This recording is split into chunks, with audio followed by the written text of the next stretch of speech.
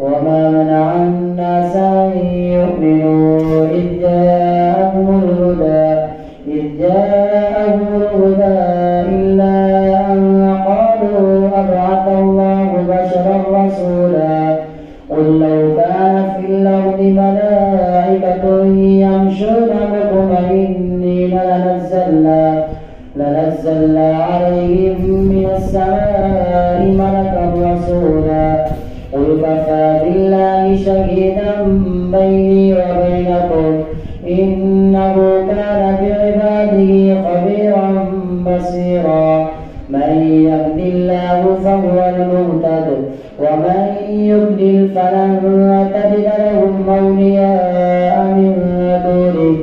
ونحشرهم يوم القيامة على وجوههم عميا وبكما وصما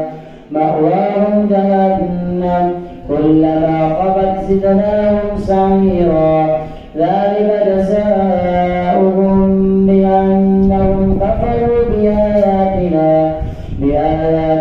وقالوا أئذا كنا عظاما ورفاتا إنا لمبعوثون خلقا جديدا أولم يروا أن الله الذي خلق السماوات والأرض قادر على أن يخلق مثلهم وجعل لهم مثلا لا ريب فيه فأبى الظالمون إلا كفورا قل لو أنتم تملكون خزائن رحمة ربي إذا لأمسكتم خشية الإنفاق وكان الإنسان قتورا ولقد آتينا موسى 9 آيات بينات فاسأل بني إسرائيل إذ جاءهم فقال له فرعون إني لأظنك يا موسى مسحورا قال لقد علمت ما أنزل هؤلاء إلا رب السماوات والأرض بصائر وإني لأظنك يا فرعون مثبورا فأراد أن يستفزهم من الأرض فأغرقناه ومن معه جميعا وقلنا من بعده لبني إسرائيل اسكنوا الأرض فإذا جاء وعد الآخرة جئنا بكم لفيفا وبالحق أنزلناه وبالحق نزل وما أرسلناك إلا مبشرا ونذيرا وقرآنا فرقناه لتقرأه على الناس على مكث ونزلناه تنزيلا قل آمنوا به أو لا تؤمنوا إن الذين أوتوا العلم من قبله إذا يتلى عليهم يخرون للأذقان سجدا ويقولون سبحان ربنا إن كان وعد ربنا لمفعولا ويخرون للأذقان يبكون ويزيدهم خشوعا الله أكبر الله أكبر قل ادعوا الله أو ادعوا الرحمن أيما تدعوا فله الأسماء الحسنى ولا تجهر بصلاتك ولا تخافت بها وابتغ بين ذلك سبيلا وقل الحمد لله الذي لم يتخذ ولدا ولم يكن له شريك في الملك ولم يكن له ولي من الذل وكبره تكبيرا الحمد لله الذي أنزل على عبده الكتاب ولم يجعل له عوجا قيما لينذر بأسا شديدا من لدنه ويبشر المؤمنين الذين يعملون الصالحات أن لهم أجرا حسنا ماكثين فيه أبدا وينذر الذين قالوا اتخذ الله ولدا ما لهم به من علم ولا لآبائهم كبرت كلمة تخرج من أفواههم إن يقولون إلا كذبا فلعلك باخع نفسك على آثارهم إن لم يؤمنوا بهذا الحديث أسفا إنا جعلنا ما على الأرض زينة لها لنبلوهم أيهم أحسن عملا وإنا لجاعلون ما عليها صعيدا جرزا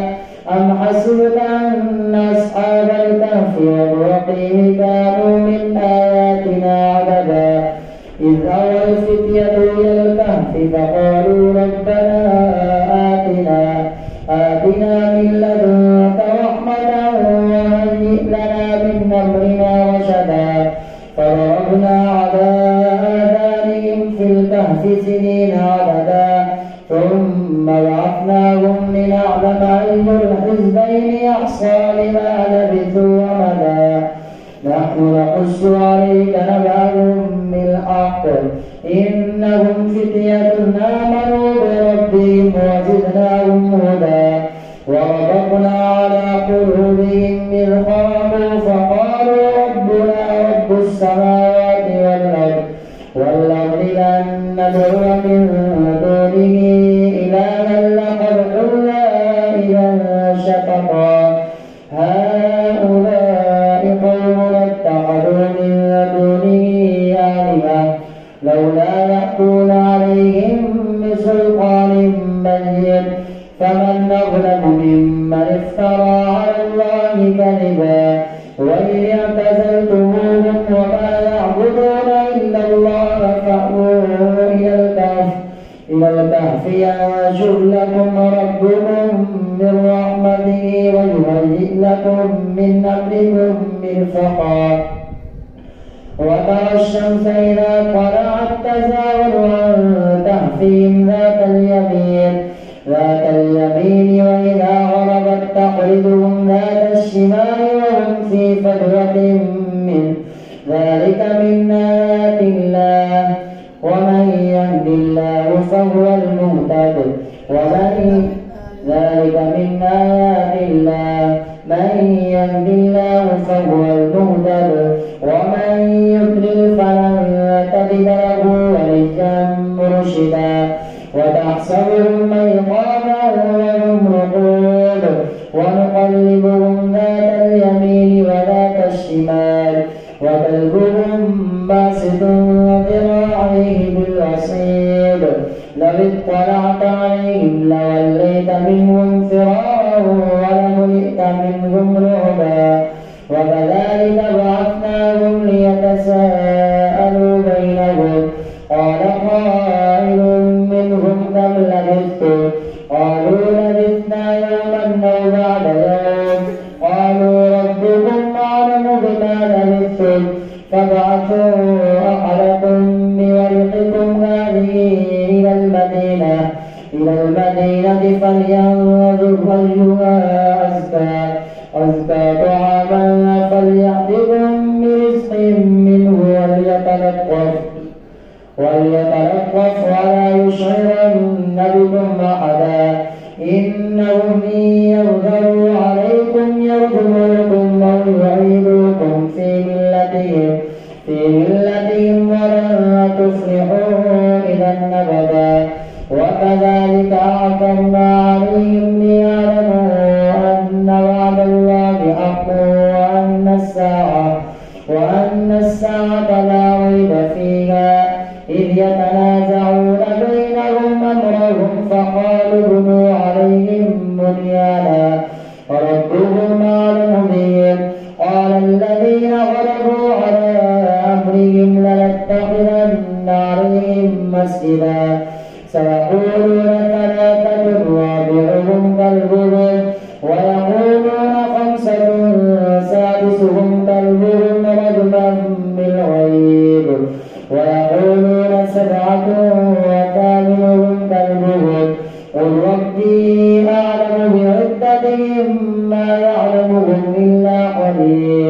فلا تمار فيهم إلا مراء ظاهرا ولا تستفت فيهم منهم أحدا ولا تقولن لشيء إني فاعل ذلك غدا إلا أن يشاء الله. واذكر ربك إذا نسيت وقل عسى أن يهديني ربي لأقرب من هذا رشدا. ولبثوا في كهفهم 300 سنين وازدادوا 9 قل الله أعلم بما لبثوا له غيب السماوات والأرض أبصر به وأسمع ما لهم من دونه من ولي ولا يشرك في حكمه أحدا. واتل ما أوحي إليك من كتاب ربك لا مبدل لكلماته ولن تجد من دونه ملتحدا. واصبر نفسك مع الذين يدعون ربهم بالغداة والعشي يريدون وجهه ولا تعد عيناك عنهم تريد زينة الحياة الدنيا ولا تطع من أغفلنا قلبه عن ذكرنا واتبع هواه وكان أمره فرطا. وقل الحق من ربكم فمن شاء فليؤمن ومن شاء فليكفر. إنا أعتدنا للظالمين نارا أحاط بهم سرادقها وإن يستغيثوا يغاثوا بماء كالمهل يشوي الوجوه بئس الشراب وساءت مرتفقا. إن الذين آمنوا وعملوا الصالحات إنا لا نضيع أجر من أحسن عملا. أولئك لهم جنات عدن تجري من تحتهم الأنهار يحلون فيها من أساور من ذهب ويلبسون ثيابا خضرا من سندس واستبرق متكئين فيها على الأرائك نعم الثواب وحسنت مرتفقا. الله أكبر.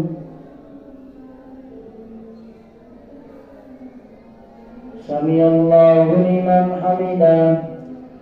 الله أكبر.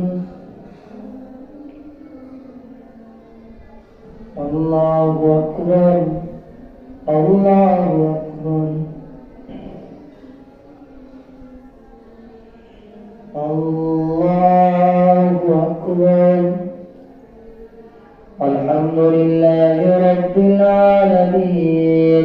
الرحمن الرحيم مالك يوم الدين إياك نعبد وإياك نستعين اهدنا الصراط المستقيم صراط الذين أنعمت عليهم غير المغضوب عليهم ولا الضالين. واضرب لهم مثلا رجلين جعلنا لأحدهما جنتين من أعناب وحففناهما بنخل وجعلنا بينهما زرعا كلتا الجنتين آتت أكلها ولم تظلم منه شيئا واضرب لهم مثلا رجلين جعلنا لأحدهما جنتين من أعناب وحففناهما بنخل وجعلنا بينهما زرعا كلتا الجنتين آتت أكلها ولم تظلم منه شيئا وفجرنا خلالهما نهرا وكان له ثمر فقال لصاحبه وهو يحاوره أنا أكثر منك مالا وأعز نفرا ودخل جنته وهو ظالم لنفسه قال ما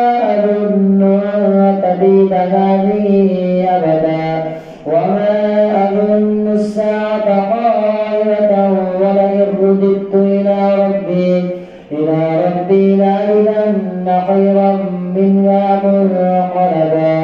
قال له صاحبه وهو يحاوره أكفرت بالذي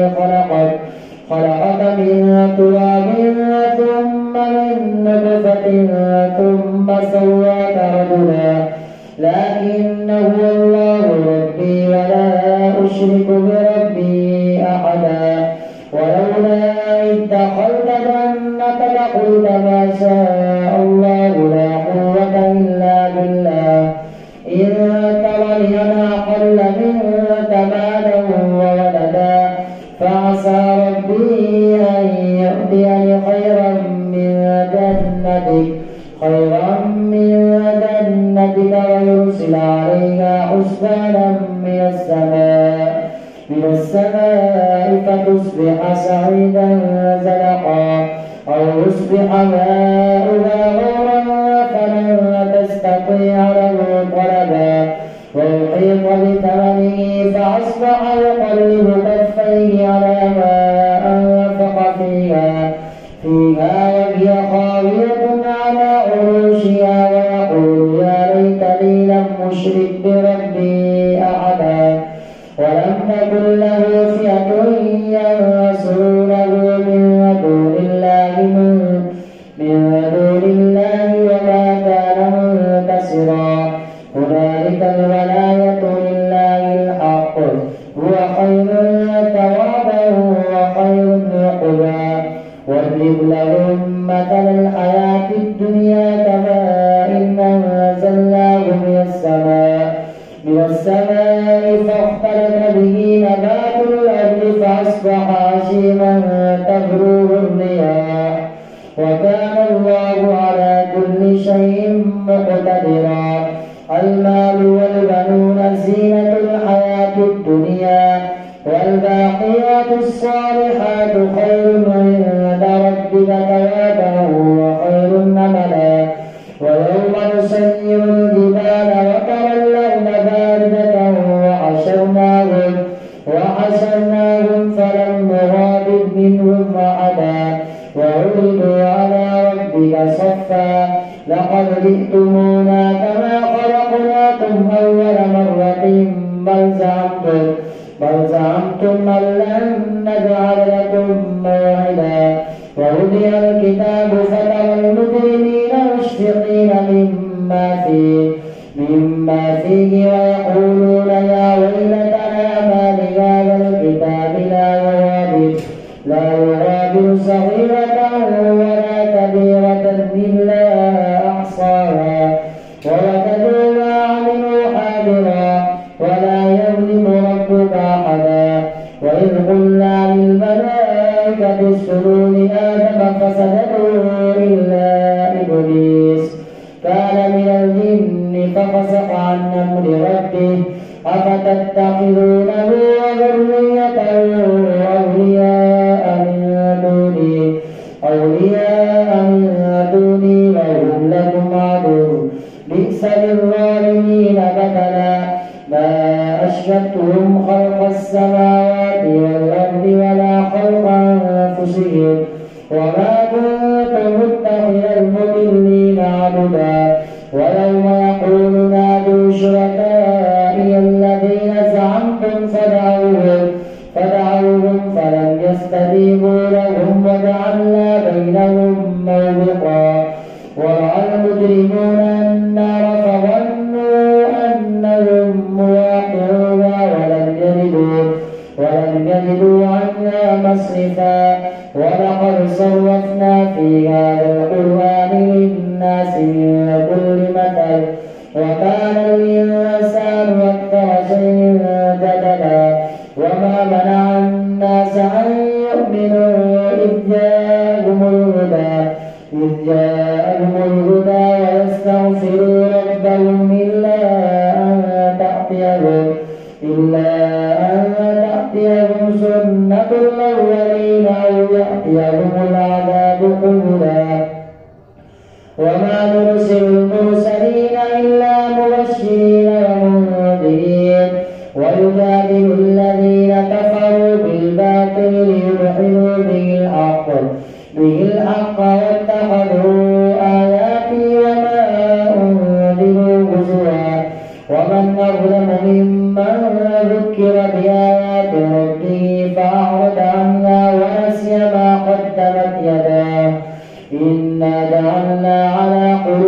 عليهم أكنة أن يفقهوه وفي آذانهم وقرا